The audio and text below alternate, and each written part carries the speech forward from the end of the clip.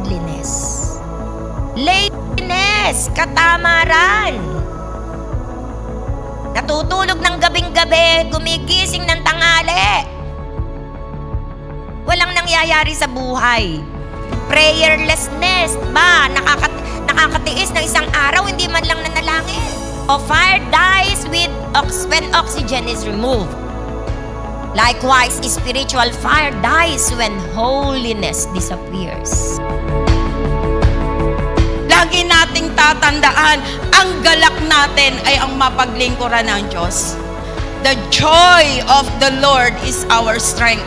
Pag alam mo na napapaligaya mo ang puso ng Diyos, kahit inaantok ka ngayon, nagagalak ang Diyos.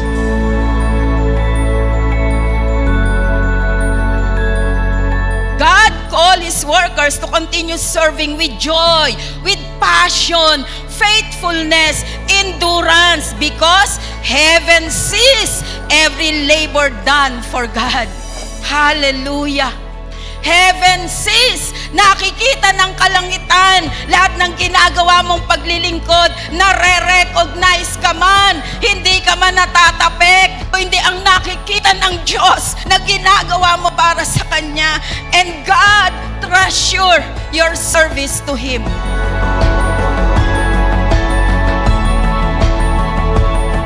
Ang tao, likas na magkakamali.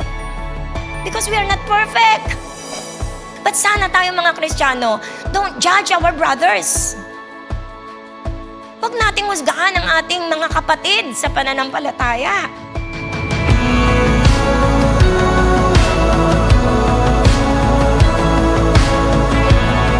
Ang paglilingkod, my faithfulness, I will continue because God called me. Tinawag ka ng Diyos. Ano man ang sitwasyon. Ang mga faithful workers po, magko-continue na maglingkod kahit hindi napapansin. Kahit hindi ka napapansin, kahit nasa isang sulok ka lang. Naglilingkod kahit pagod na pagod ka na. They minister without worship. They work without resting in God. They function without intimacy. Eventually, exhaustion replaces passion. You cannot continuously release spiritual strength if you are spiritually empty.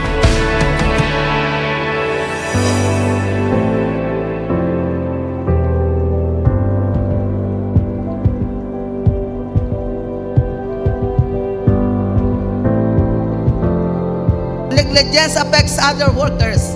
So yung pong pababayaan natin, hindi lamang po naapektuhan ng ministry, naapektuhan din po ang ibang manggagawa. Kailangan may oras po tayo sa pinagagawa ng Diyos sa atin. Amen po ba? Hindi po sasabihin natin, teka, titingnan ko muna kung ako may oras para dyan. O ako may oras para sa Panginoon. Marami kang oras sa ibang gawain. Pero pag sa gawain ng Lord, wala kang oras, hindi po ganon. Make time for God's assignment. Ikaw ang gagawa ng oras.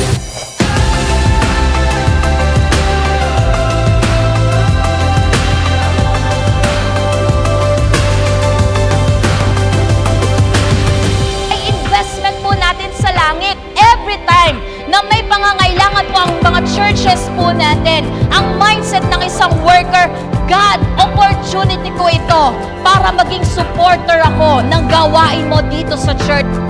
Amen po ba, mga kapatid?